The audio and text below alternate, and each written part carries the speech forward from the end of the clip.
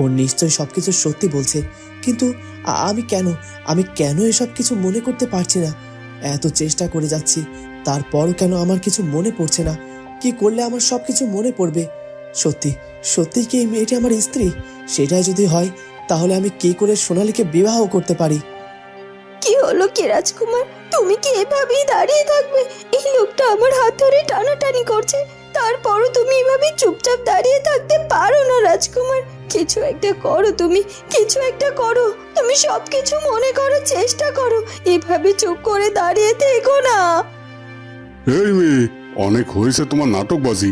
আর কোনো নাটকবাজি এখন চলবে না। আর এই ছেলেটাকে তুমি কি মনে করাতে চাইছো?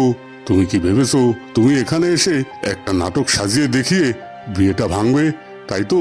না, সেটা কোনোভাবেই সম্ভব নয়।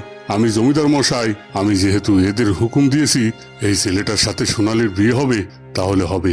সেই বিয়ে আর কেউ ভাঙতে পারবে না। এই যে সোনালী বাবা, আপনি দাঁড়িয়ে আছেন কেন? এক্ষুনি আপনার মেয়ের সাথে ছেলেটির বিবাহ শুরু করুন।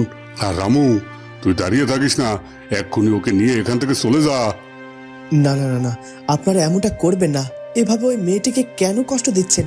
ওই মেয়েটা তো কোনো অন্যায় করেনি। আর তাছাড়া ও হতে পারে যে ওই মেয়েটি সব সত্যি কথা বলছে। আপনারা শুধু শুধু ওই মেয়েটিকে এভাবে কষ্ট দিতে পারেন না। ওকে ছেড়ে দিন। না না, এই মেয়েটিকে আর এখানে এক মুহূর্ত রাখা যাবে না। আর এই ছেলেটা যদি সত্যি সত্যি এই মেয়েটির স্বামী হয়ে থাকে, তাহলে সব কিছু মনে পড়ে যেতে পারে। তাই যে করি হোক, এই মেয়েটিকে এখান থেকে আমাকে সরিয়ে নিয়ে যেতে হবে। শোনো সোনালী বাবা, আমি তোমাকে বলে দিচ্ছি, এক্ষুনি তোমার মেয়ের সাথে ওই ছেলেটির বিয়ে দাও। আর এটা আমার হুকুম, আর হুকুমের যেন অন্যথা না হয়। আর এই মেয়েটিকে আমি নিয়ে যাচ্ছি। এরপর আমি ফিরে এসে যদি দেখি তোমরা এখনো এদের বিবাহ সম্পূর্ণ করনি, তাহলে এর পরিণতি বড্ড ভয়ঙ্কর হবে। এই বলে দিচ্ছি। রামু, চল, এখন এই মেয়েটিকে ধরে নিয়ে তাড়াতাড়ি আমাদেরকে এখান থেকে চলে যেতে হবে। হ্যাঁ হ্যাঁ জমিদার মশাই, চলুন চলুন। না না না না, আমাকে আমাকে এখান থেকে জোর করে ধরে নিয়ে যাবেন না। আমাকে আমাকে এখানে আমার রাজকুমারের কাছে থাকতে দিন। রাজকুমার, রাজকুমার, তুমি ওদেরকে কিছু বলো, ওরা যেন আমাকে এখান থেকে কিছুতেই না নিয়ে যায়। তুমি ওদের আটকাও রাজকুমার, আটকাও। জমিদার মশাই ফুলকুমারীর হাত ধরে টেনে নিয়ে সেখান থেকে বেরিয়ে যায়। না না না না, এটা মোটেই ঠিক হলো না। ওই মেয়েটাকে এভাবে টেনে এসে জমিদার মশাই নিয়ে গিয়ে ঠিক করেনি। উনি রাজ্যের জমিদার হতে পারেন, তাই বলে উনি কি অন্যায় করতে পারেন? আর ওই মেয়েটির বা কি অপরাধ? ও তো ওর কথাগুলো শুধুমাত্র বলেছে। আমি জানি না ও যে কথাগুলো বলছে সেসব সত্যি কিনা। তবে মেয়েটার সাথে যেটা হয়েছে সেটা অন্যায় হয়েছে। আমি সে অন্যায় কিছুতেই সহ্য করতে পারি না। আপনারা গ্রামের লোকজনরা চুপ করে এখানে দাঁড়িয়ে রয়েছেন, আপনাদের কিছু মনে হচ্ছে না। কিন্তু আমি এখানে আর এক মুহূর্ত দাঁড়াবো না। আমি এক্ষুনি যাব, ওই মেয়েটিকে জমিদার মশাইয়ের কাছ থেকে মুক্ত করব। না না, দাঁড়াও বাবা, কোথাও যাবে না। তুমি এভাবে এখান থেকে কিছুতে যেতে পারো না, কারণ তোমার সাথে আমার মেয়ের জীবন এখন জড়িত। তোমাকে এখন আমার মেয়েকে বিবাহ করতে হবে। একই কাকা বাবু, আপনি আপনি এই কথা বলছেন? আপনি তো শুনলেন ওই মেয়েটি কি বলল। আর সত্যি বলতে আমি তো আমার অতীতের সব কথা ভুলে গিয়েছি। আর ওই মেয়েটি যেটা বলছে সেটা যদি সত্যি হয়, ওই মেয়েটি যদি সত্যি সত্যি আমার স্ত্রী হয়, তাহলে আপনি কি করে আপনার মেয়েকে আমার একজন স্ত্রী থাকা অবস্থায় আমার সাথে তার বিবাহ দিতে পারেন? এতে করে তো আপনার মেয়ের জীবনটা নষ্ট হয়ে যাবে।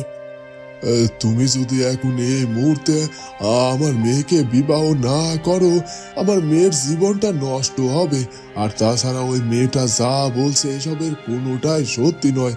আমার মনে হয় ও মিথ্যে বলছে। আর আমার মেয়ের সাথে যেহেতু তোমার বিয়ে হওয়ার কথা, এখন তোমাকে আমার মেয়েকে বিয়ে করতেই হবে। আর তুমি যদি আমার মেয়েকে বিয়ে না করো, আর বিয়েটা যদি এভাবে ভেঙে যায়, তাহলে আমার মেয়েটার আর কোনোদিনও বিয়ে হবে না। আর তাছাড়া জমিদার মশাই কি বলে গেল শুনলে না? তোমার সাথে যদি আমার মেয়ের বিয়ে না হয়, তাহলে তিনি কিছুতেই আমাকে আর আমার মেয়েকে ছেড়ে দেবেন না। তোমাকে তো আমি আশ্রয় দিয়েছিলাম, আর এখন তোমাকে আমার কথা রাখতেই হবে। তুমি আমাদের বিপদে ফেলতে পারো নে। হ্যাঁ, আপনি আমাকে বিপদের সময় আশ্রয় দিয়েছেন, কিন্তু আমার মন বলছে এই বিয়ে যদি আমি করি তাহলে বড্ড অনর্থ ঘটে যাবে। আপনি একটু বোঝার চেষ্টা করুন। আমি সোনালীকে কিছুতেই বিয়ে করতে পারছি না, কিছুতেই না।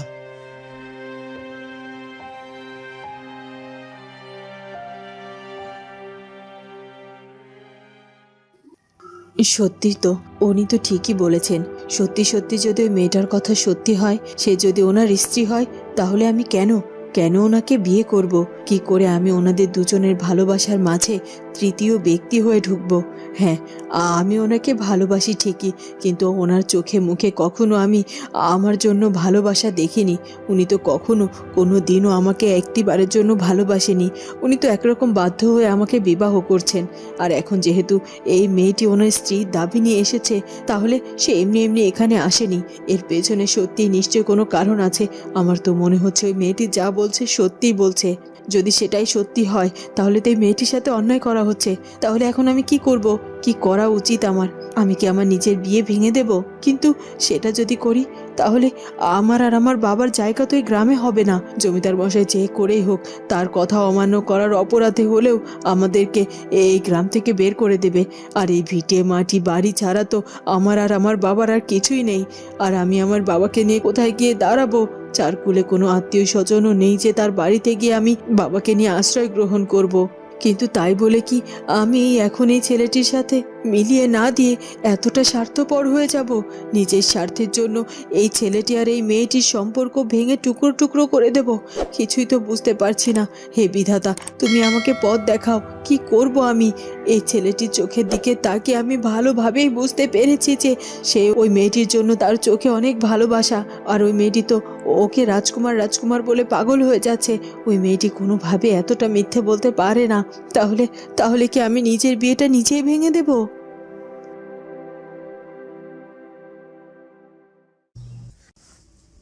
হ্যাঁ, গণক মশাই, আপনি দেখছি বাড়িতে আছেন। ভালো হয়েছে। একই মন্ত্রী মশাই, আপনি এখানে এলেন যে? একই গ্রামের লোকজনেরাও দেখছি আপনার সাথেই। সবাই মিলে হঠাৎ করে আমার বাড়িতে এলেন যে? কি হয়েছে কি? গ্রামে আবার কোনো দুর্ঘটনা ঘটেছে নাকি? না না রাজকনক, কোনো অঘটন ঘটেনি। আসলে আমরা সবাই মিলে এসেছি রাজপ্রাসাদে যাওয়ার জন্য। ঠিক আছে, তাহলে যান, রাজপ্রাসাদেই যান। কিন্তু আমার কাছে হঠাৎ করে এলেন কেন? রাজগণক মশাই, আপনি বুঝতে পারছেন না, আমরা শুধুমাত্র একা একা রাজপ্রাসাদে যেতে পারি না। রাজপ্রাসাদে আপনাকে আর রাজবুদ্ধকে সাথে নিয়ে যেতে হবে, আর তাই আমরা সবাই এখানে এসেছি। ও আচ্ছা, বুঝতে পেরেছি। তার মানে কি আমাদের নতুন রানীমা রাজপ্রাসাদে ফিরে এসেছে? না না না, নতুন রানীমা এখনো রাজপ্রাসাদে ফিরে আসেনি। আসলে আমরা রাজপ্রাসাদে যেতে চাইছি তার একটাই কারণ, রাজপ্রাসাদ রাজসিংহাসন পুরোপুরি শূন্য পড়ে আছে। এভাবে রাজাহীনভাবে যদি রাজসিংহাসন পড়ে থাকে, তাহলে যে কোনো মুহূর্তে রূপনগর রাজ্যের মানুষের উপর অঘটন ঘটতে পারে, বিপদ আসতে পারে। আর এভাবে দিনের পর দিন রাজা ছাড়া একটা রাজ্য কিভাবে চলতে পারে বলুন তো? হ্যাঁ মন্ত্রী মশাই, আপনি কথাটা ঠিক বলেছেন। এভাবে রাজা ছাড়া কোনো রাজ্য চলতে পারে না। সেখানে তো বেশ কয়েকটা দিন পার হয়ে গেল। এ ব্যাপারে রানীমার সাথে সত্যি আমাদের কথা বলা উচিত। আর তাছাড়া আমাদের রাজ্যের যদি কোনো ক্ষতি হয়ে যায়, সেই ক্ষতির সম্মুখীন তো আমরা সবাই হব, তাই না? হ্যাঁ কনক মশাই, ঠিক এই কথাটাই আমি আপনাকে বোঝাতে চাইছিলাম। রানীমা তো আমাদের কাছ থেকে দুদিন সময় নিয়েছিল, আর দুদিন সময় পার হয়ে গিয়েছে।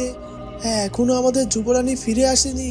কবে ফিরবে তারও কোনো সঠিক খবর নেই আমাদের কাছে। আর আমরা এভাবে রাজসিংহাসন খালি করে রেখে দিতে পারি না। তাই আমার মনে হয় যে কোনো ফয়সালা আজই করতে হবে। ঠিক আছে মন্ত্রী মশাই, তাহলে আর কি, আমাদের এখন গিয়ে রানীমার সাথে সঠিকভাবে চূড়ান্ত কথা বলতে হবে। প্রয়োজনে আমরা আজই রাজসিংহাসনে আপনাকে বসানোর ব্যবস্থা করব। কারণ আমরা তো এভাবে আমাদের রাজ্যের ক্ষতি করতে দিতে পারি না, তাই না? হ্যাঁ গণক মশাই, তাই আর দেরি না করে রাজপ্রাসাদের রানীমার কাছে চলুন। ওদিকে জমিদার মশাই আবারও ফুলকুমারীকে নিয়ে গিয়ে সে একই কক্ষের মধ্যে বেঁধে ফেলে। বাবা মেয়ে, তোমার বুদ্ধির প্রশংসা না করে পারছি না। তোমাকে এখানে বেঁধে আটকে রেখে গিয়েছিলাম, তারপর তুমি সেই বাঁধন কেটে এই বন্দি ঘর থেকে বের হয়ে চলে যেতে পারলে। সত্যি তোমার মতো মেয়েকেই তো আমি আমার স্ত্রী বানাবো। কারণ আমি একজন জমিদার। জমিদারের স্ত্রীর তো অনেক বড় সাহস আর ক্ষমতা থাকতে হবে, তাই না? ও আচ্ছা, তার মানে আপনি আমাকে এখানে এভাবে আটকে রেখে গিয়েছিলেন, কিন্তু কেন? কেন আমাকে এভাবে আটকে রেখেছিলেন আপনি? আমি তো আপনার কোনো ক্ষতি করিনি। তাছাড়া আপনি তো আমাকে চেনেনও না, জানেনও না। তারপরও কেন কেন এভাবে আমাকে বন্দি করে রেখেছেন? আর কেন বা আপনি আমার রাজকুমারের কাছ থেকে আমাকে এভাবে আলাদা করতে চাইছেন? আমাকে ছেড়ে দিন, দয়া করুন আমাকে। ওদিকে যে আমার রাজকুমারের সাথে সোনালীর বিয়ে হয়ে যাচ্ছে, এটা কিছুতেই হতে পারে না। আমি যে আমার রাজকুমারের স্ত্রী। বাহ বাহ বাহ, ভালোবেসে তাকে আবার রাজকুমার বলে ডাকা হয়। আর তুমি তোমার রাজকুমারের স্ত্রী হওয়ার যাই হও না কেন, তোমাকে যেহেতু আমার পছন্দ হয়েছে, তোমাকে আমি আমার নিজের স্ত্রী বানাবো। আর রাজকুমারের সাথে বিয়ে হবে সোনালীর। না না না, এটা কিছুতেই হতে পারে না। আপনি যেটা করছেন অন্যায়ভাবে করছেন, জোর করে করছেন। আপনি অন্যের স্ত্রীকে কিছুতেই বিবাহ করতে পারেন না। দয়া করে আমাকে ছেড়ে দিন, আমাকে আমার রাজকুমারের কাছে যেতে দিন, যেতে দিন।